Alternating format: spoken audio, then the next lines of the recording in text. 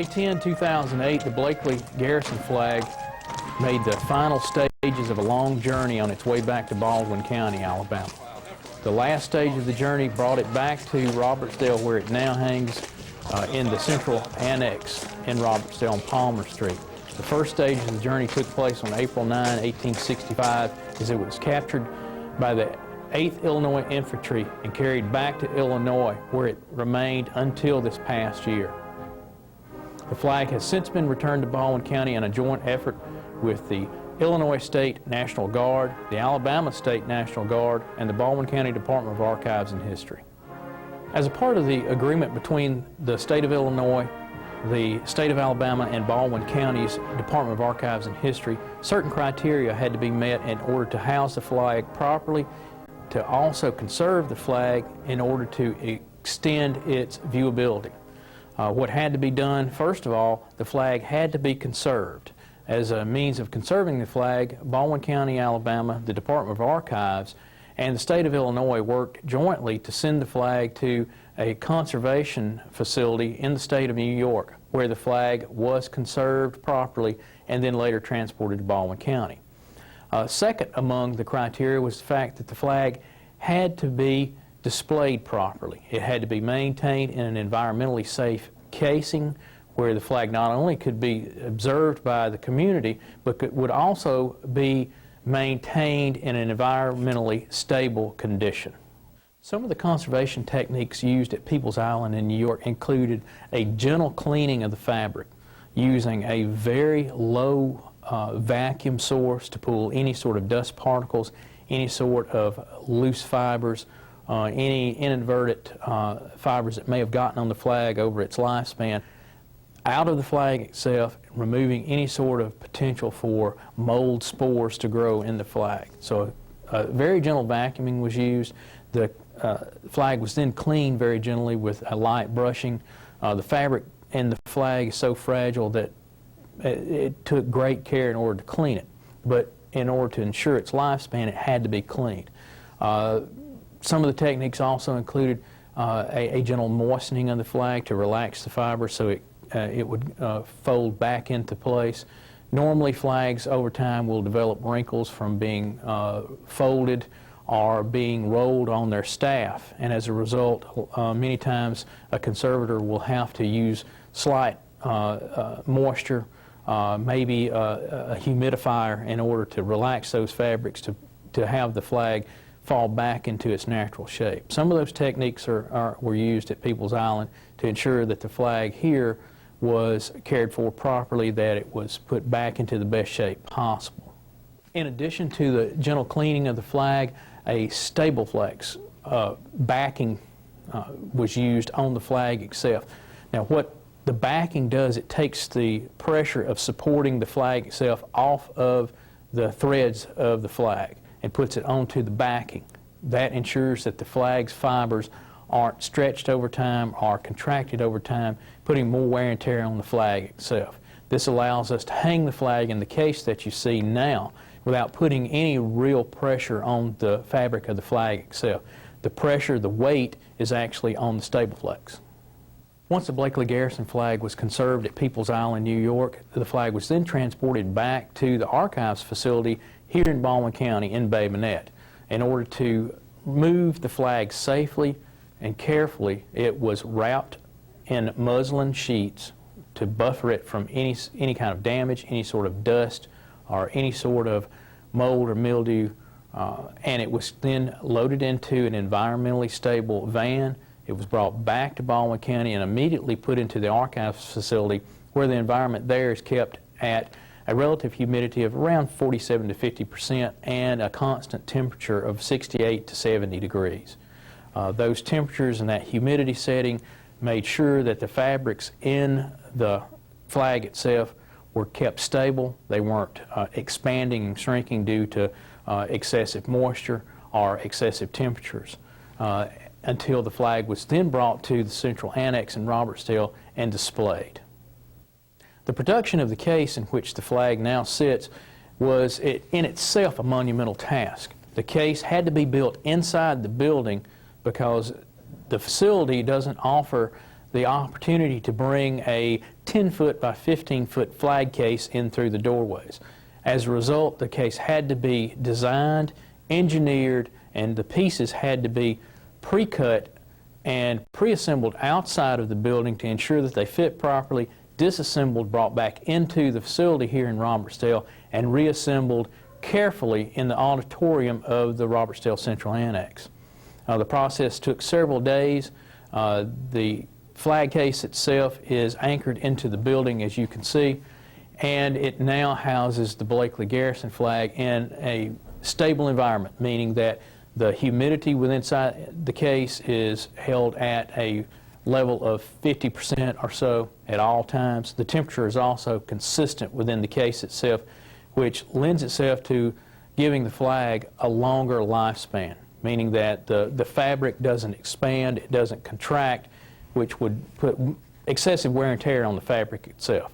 It's kept in a stable environment, and therefore it will be around for us to view for quite a long time. The front of the case itself is made out of double UV protected plexiglass. What this offers is protection from any light source, whether it's an indoor lighting or any inadvertent sunlight that might shine on the flag itself. The UV rays are blocked by the case itself. In addition to that, the case boasts a curtain which can be pulled in front of the flag itself when it's not being displayed. That also keeps light from affecting the flag, and therefore the colors of the flag will remain constant over its lifespan. It all started about a year's long project. The history department, county history department, got to Mike Shipper and myself and asked if we could do a frame job for them. And after a lot of talking back and forth and looking at sketches, we finally got down to doing some engineering, and the flag at the time was in New York City.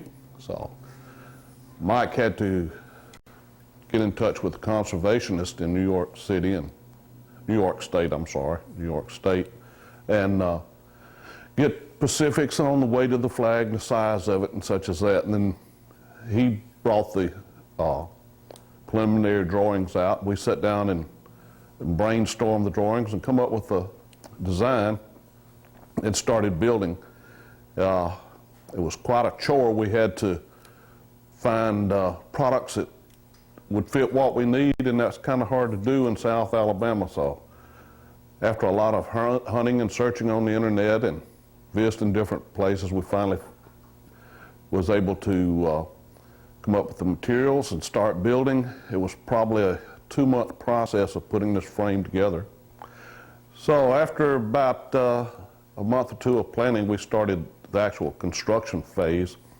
It was quite a process because the flag is so big. The frame had to be 10 feet by 15 feet to house the flag, which meant we had to come up with some dimensional lumber that would fit that, also a place to put it together. And since this had not been done anywhere in the county before or in this area, it took a lot of brainstorming and engineering on Mike's part, and trial and error. We finally come up with a good design. We assembled it here on the floor, cut it out, put it together to make sure it would work, dry assembled it, and took it all apart, took it down to Robertsdale, put it back together on the wall, mounted the flag in it, sealed it up, and that's the story. It's probably a year and a half process, a lot of brainstorming, a lot of trial and error. Nothing like this had ever been done in this part of the country before. Mike, who's a professional framer for the last 20 or 30 years, had never seen anything of this magnitude done, so it was quite an achievement. We were awful proud of our work when we got through with it, and awful proud of the flag and being a part of it. This really all began with my friends Donna Scruggs and George Smith and myself, all being involved in history and getting to know the folks at the new archives. And really got interesting when we heard that the Fort Blakeley Garrison flag was going to be returned to Baldwin County, Alabama, where it flew in 1865. And we followed that until it finally was actually going to happen, and we were going to have it down here. And because of my involvement in the framing business, I was asked by the archives to see if we could come up with a frame design that would work. I have framed other flags before, but nothing like this one. To my knowledge, there is not a flag frame like this anywhere in the country, and maybe even in the world for that matter. It's been an amazing journey. All of this started back in '06, amazing enough. Our design work began in October last year, a year before, I guess. And we started fooling around with designs before we knew who all was really involved with this thing. Eventually, we were placed in direct contact with the conservator. And from that point on, things started getting real serious real quick. The frame had to be archival so that we would do no damage to the flag at all. And it's extremely large.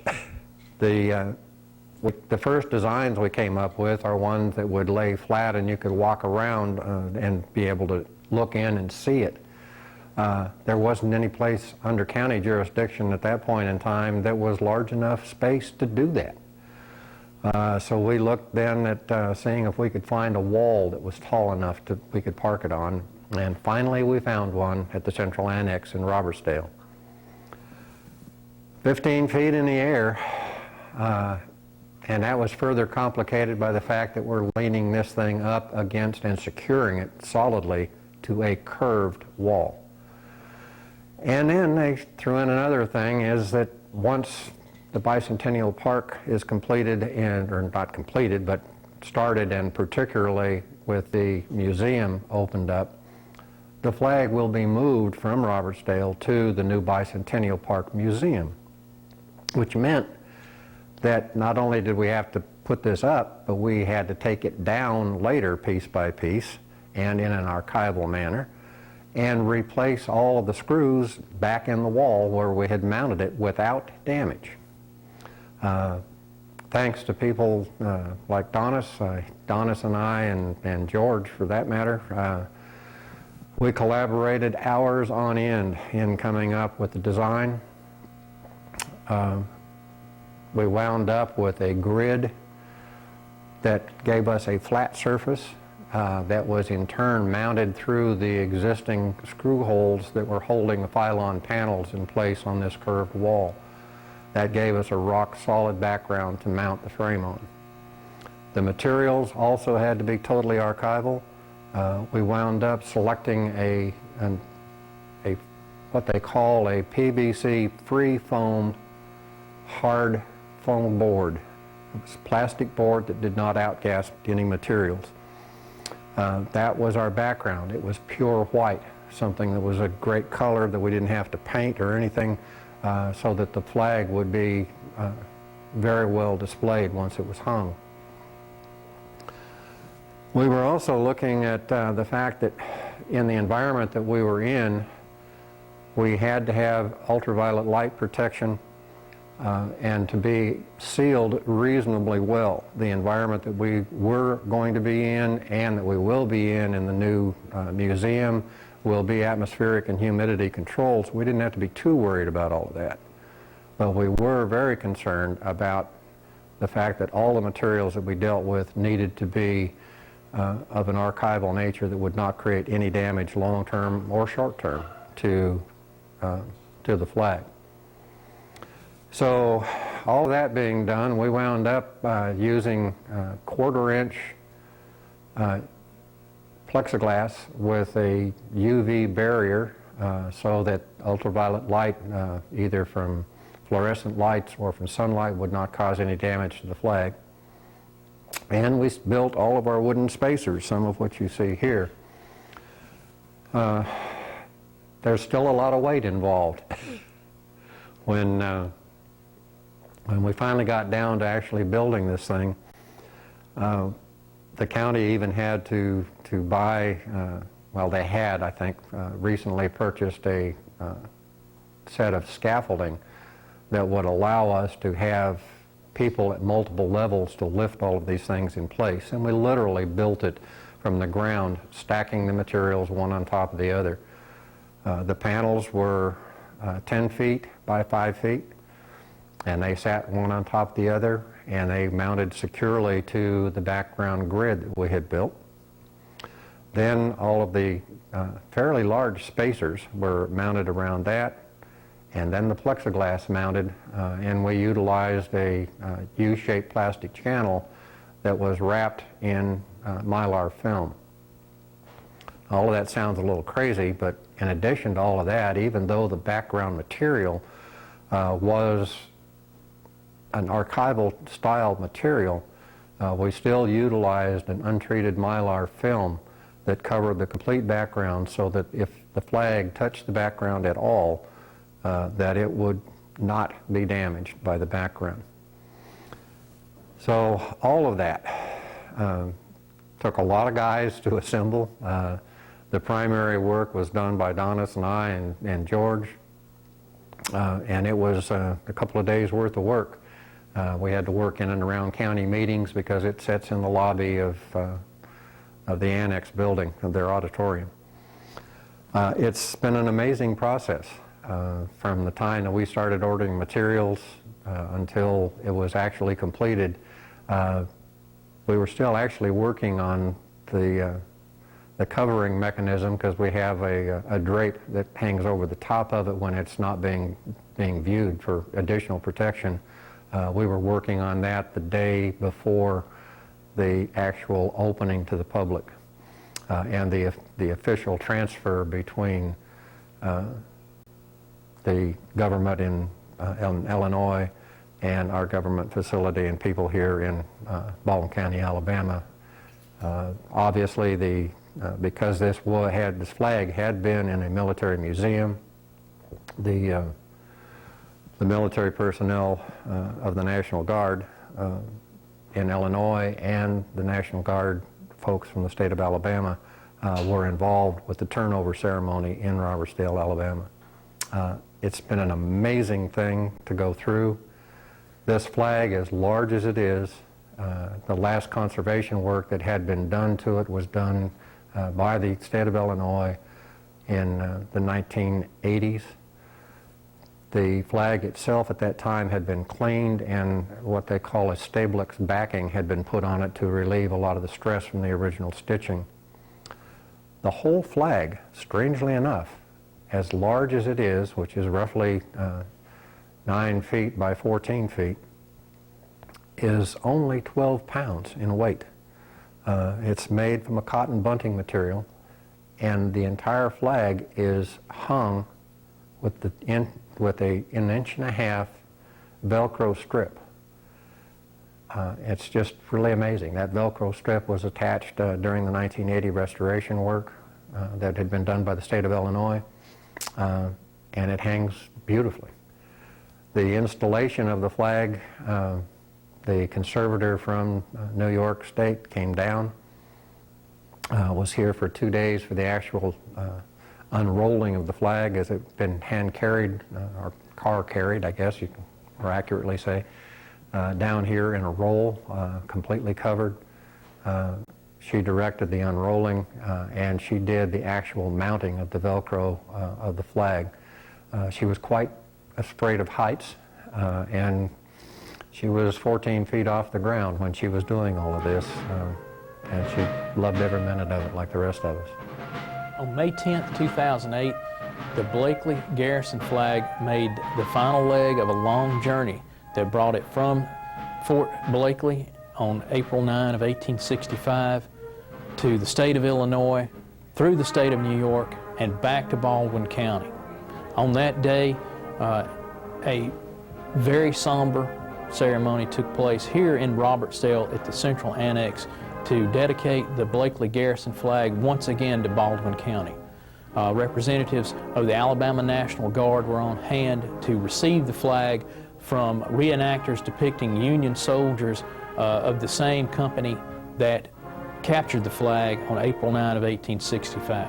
Also on hand were reenactors from local units that depicted Confederate soldiers that also took part in the ceremony on that day. Local residents, including people like Jim Mitchell of the Baldwin County Historic Development Commission, were on hand to witness a flag returned that had been gone from the county since 1865. That event marked a culmination of years of work between the Baldwin County Department of Archives and History, the Illinois Governor's Office, the Illinois National Guard Office, and the Alabama National Guard to return the flag to Baldwin County. Several years ago, Nick Warren and I got together and began to talk about a project, and that project was bringing the Blakeley flag back to Alabama, bringing it back to Baldwin County. Nick had located the flag and told me that he thought there was a possibility we might could get it.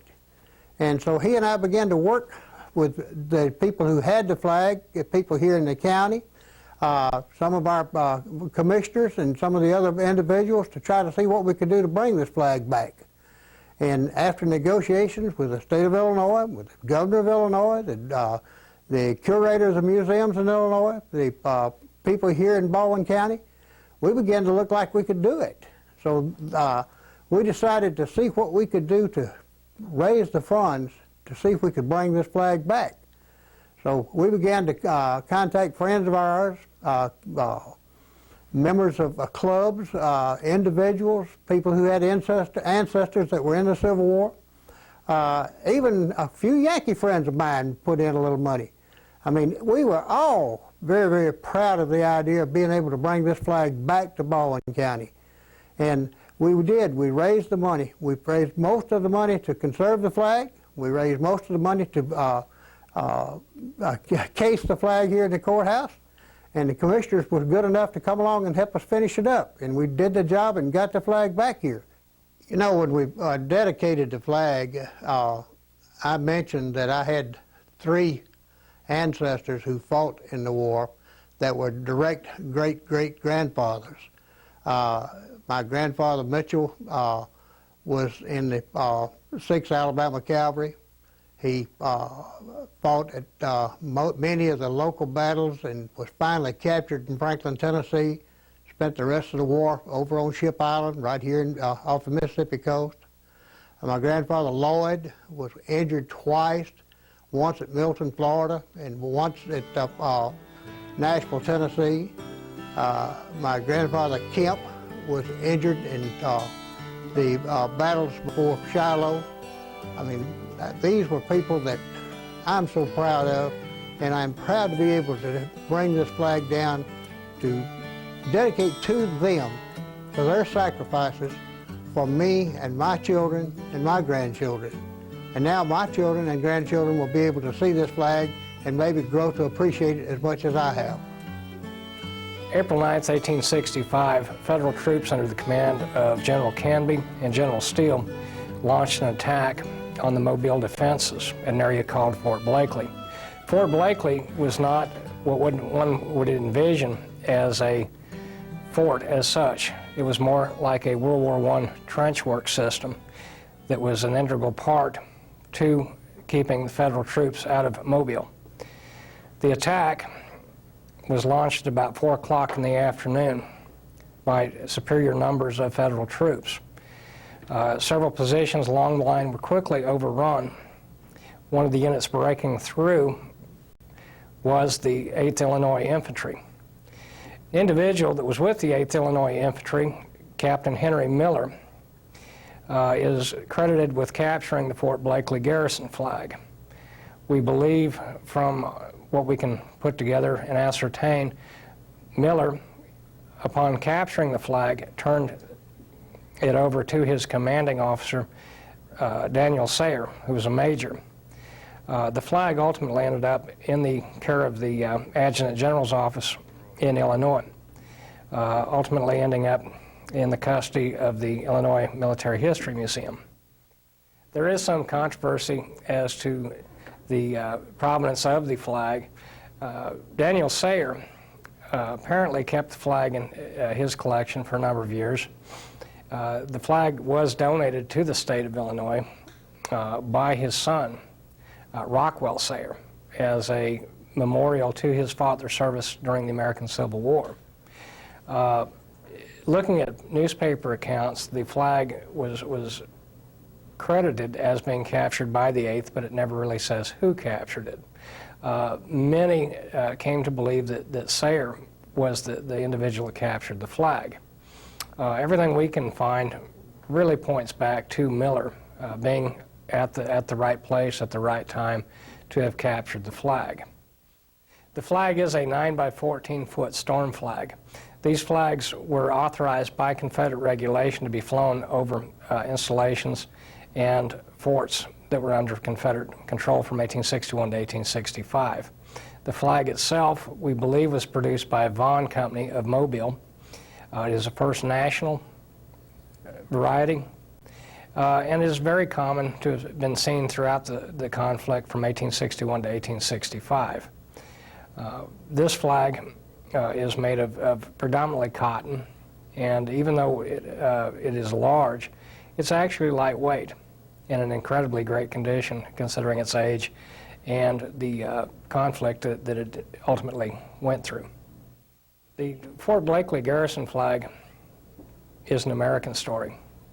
It is a story of the brave men that defended it, as well as those brave men that captured it. The flag itself is a mute witness to the tragedies that were to occur the afternoon of April 9th, 1865. One must keep in mind that while Canby orders the attack on Fort Blakeley, Robert E. Lee is surrendering in Virginia. The war is near its close. The flag, I think, speaks volumes as to the conflict from both sides. Those brave men that defended it, those brave men that captured it. Around 2001, some Alabama citizens became aware of the existence of the Fort Blakeley Garrison flag in the custody of the Illinois Military History Museum. There were a number of efforts made to have the flag returned to Alabama. During the initial part of the negotiations, there was actually quite a bit of emotion on both sides. Folks in Illinois commented on how many Illinois patriots had been killed in capturing the flags, whereas folks from Alabama talked about how many had died defending the flags. Historians became involved and took more of a middle-of-the-road approach to what was best for the flag, what was morally the right thing to do, and obviously the morally right thing to do would be to return the flag back to where it belonged. A lot of this was approved and sanctioned by Governor Blagojevich of Illinois, who took an interest in saying that these flags be returned back to their states of origin with certain criteria established. And the most important one was for the enjoyment of the general public in the state of origin. It's a connection. The old fabric is a connection for many to their ancestors that served under these flags. The actual arrangements were finally concluded about 2006. The first flag that was returned went to the state of Louisiana and was the Medicine Artillery flag. This is the second of several other flags that will be repatriated to southern states over the next 5 to 10 years. On May 10th, 2008, we did dedicate the flag here at the Robertsdale Annex. We had participants ranging from living historians and reenactors that portrayed both the 8th Illinois Infantry as well as the Confederate forces that were in the Blakeley trenches. We had representatives of the Alabama National Guard. We even had some folks from Illinois come down to observe the last trek of this flag's over a century's journey back and forth between Alabama to Illinois and then back to Alabama.